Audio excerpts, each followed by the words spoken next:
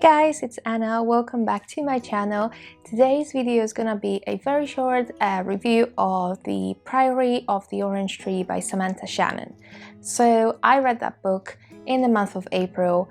I managed to finish it on the last day of April and I have thoughts.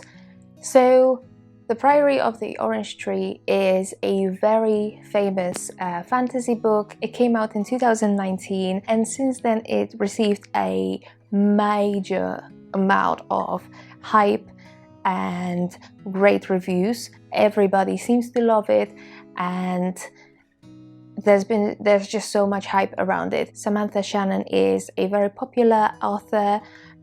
She's the author of the Bone Season. It's a YA series. I've never read that one, so I don't know how that series is, but I know it's very popular.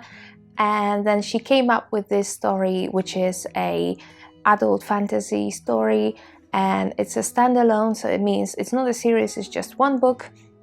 So everything should be covered and wrapped up within that one book. It's a massive book. My Kindle edition had 848 pages altogether, so it's a beast of a book. I managed to finish reading it last month, and I just wanted to give you my thoughts about the book and to tell you how I feel about it. So The Priory of the Orange Tree is an epic fantasy. The story is set in a world in which the East and the West are at war with each other. So in the East we have the land and the people who worship water dragons, and then in the West we have people who don't trust any type of dragons, just because the major evil force in this book is a great fire dragon called the High Western.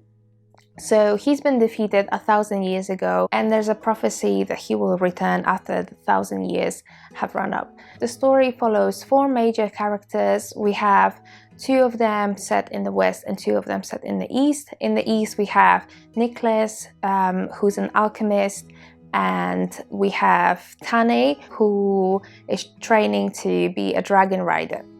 In the West we follow E8. In the West we follow E8, who is a member of the Priory of the Orange Tree. Her job is to protect Queen Sabrent from the High Western and to make sure that she has a net, because it is believed that the royal family of the West is what keeps High Western at bay. We also follow Loth, who is a lord at Sabrent's court and also Sabrent's friend. So in general, all I knew about this story and all I heard about this story before I picked it up was that it has dragons, it is an epic fantasy, and that there is a female-female romance in it and people are obsessed with it. In my opinion, none of these things was really executed well. First of all, I want to speak about the writing style and the structure of the book. So as we follow 4 different points of views, they change with each chapter, and there's so many chapters in this book. Obviously it's a long book, but the chapters are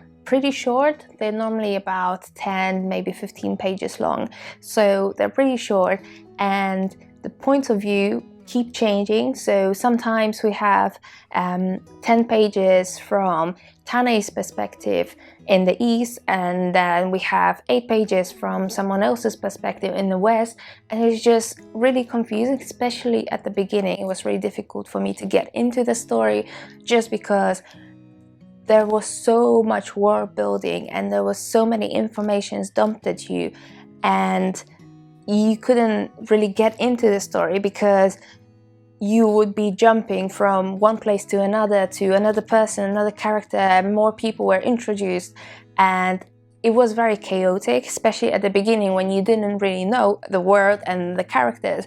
I was really confused.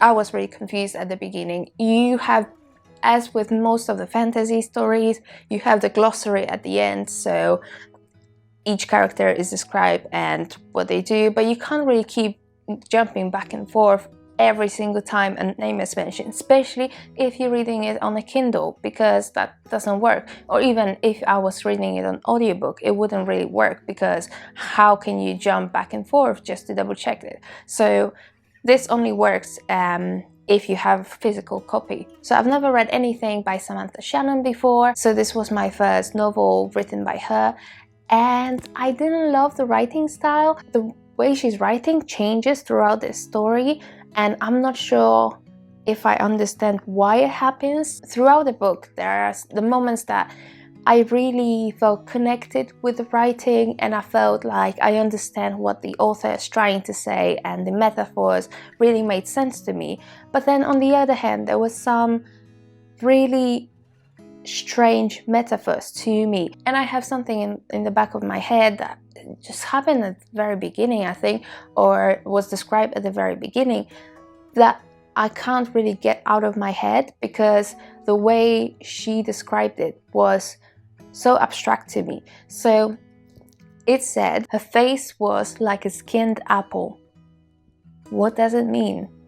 I mean, I imagine myself peeling the peel of the apple, but what does it mean that the face is like a skinned apple? No idea. And I keep thinking about this because it doesn't really make sense to me. And there were some other bits and pieces that I don't really remember on top of my head, but sometimes the way she wrote her metaphors didn't make sense to me, and I had to stop and think really hard about what she's trying to say, what she's trying to describe. I didn't really connect to the writing style, and I think that obviously this is something extremely subjective, so just because I didn't connect to it doesn't mean that people don't connect with it. And there are thousands of people out there who love this book, so I'm pretty sure that they enjoy the way it's written. Another thing that I wanted to say was that I think the structure of this novel doesn't really work that well, just because we have these POVs jumps. We jump from one person to another within 10 pages, and it's a mess. But there's also a lot of time jumps in the story. I imagine that if a character travels from one part of the world to another part of the world, it takes weeks, if not months, and the passing time is not really mentioned most of the time. It was really difficult for me to wrap my head around the timeline and how much time has passed from one event to another event. I think that was another reason why it was quite difficult for me to get into this story. Moving on, I wanted to mention the plot and the world building of this story. It has been described to me as an epic fantasy, epic battle between good and the evil, and through 90% of the book, nothing happens. Nothing happens. I was really willing to stop reading this book 2 or 3 times already and just forget about this book and never finish it. I think the first time I wanted to finish it, it was about 100 pages mark, when I didn't really get into the story at all. I didn't understand what was happening, what's the point. Then about 350 page mark, it was another time I was just like, there's nothing really happening, nothing is moving forward, no action is happening, and all the events that happened up until that point were really pointless. To be honest, I was really bored at most of the time. And then with all this build-up and all these reviews that this is a great battle between the good and the evil, and it's for the domination of the world, the whole battle happened within 10 pages. I don't understand why we needed 850 pages of this book. I understand it's a standalone, but there was so much world building to it, and this world building was really not important in the story. It's not that it wasn't important, but I think we didn't really need to know the history of this country and which king was where at that time when this happened, this and all these names and everything. We really didn't need that for that story. I appreciate that if it was a series, then that would be the way to go. But it wasn't. It's a standalone, and it's a massive standalone. You have to keep your readers interested in the story rather than just dropping raw facts about the history of this world. If people don't really care for this world and that's what happened to me. Another thing is, this book was marketed to me as a story about dragons. I don't know who said that. I know dragons do appear in there and they're a real threat, but we really don't see them that much. I mean, we hear people talking about them and they do appear, the good dragons do appear occasionally, but in the first 400 pages, there are perhaps 2 or 3 scenes that involve dragons, and that the dragons are actually in the story rather than being talked about. I mean, the first 400 pages, there's no dragons whatsoever. I was upset. I was hoping for the dragon riders to be a present thing, and they weren't really. I was really disappointed about that one. Another thing that I didn't really like that connects to the plot was how easily everything went, how easily the characters accomplished everything. Maybe I'm being so tough about this one because I just read The Final Empire and I absolutely loved it. But come on, I'm not gonna give any spoilers out. To be extremely vague, in order to fight the bad dragon that is coming alive pretty soon, they have to find 3 items to ensure that they can defeat him. They find these items so extremely easily. It is literally a joke. I was like, honestly, when they find the second item, I was just like, no. I literally closed the book and I didn't want to read it anymore. I don't know, it just felt like such a convenient way of hiding this item, this object, that I was just like, I felt like Samantha Shannon didn't really have any other ideas of how to or where to hide that object, and this is the best she could do. I am not hating on the author. I am just thinking that maybe she could have gone a little bit more creative. There were so many things that reminded me of some other fantasy books, and maybe it's just me, but for me it was really visible. What I'm gonna do is I'm gonna put the screenshots on the screen so for you guys to read it and then you can see what I mean about that. But there was a conversation between 2 characters that reminded me so much about the conversation that Frodo and Sam had in the Lord of the Rings series. It's just, I couldn't stop picturing these 2 characters talking rather than the characters in the Priory. Oh, there was something about that reminded me of Harry Potter, which said he would greet death as an old friend, which is literally what was written in Harry Potter. In general, there's a huge court of trees, and obviously this is not something very common, but I still kind of had the weirwood in the Game of Thrones series in mind. So I feel like all of these bits and pieces from different fantasies were kind of thrown together to create this one, and it didn't really feel very original to me. And the final thing that I heard before getting into this book is the characters were great, and the female romance was so greatly done.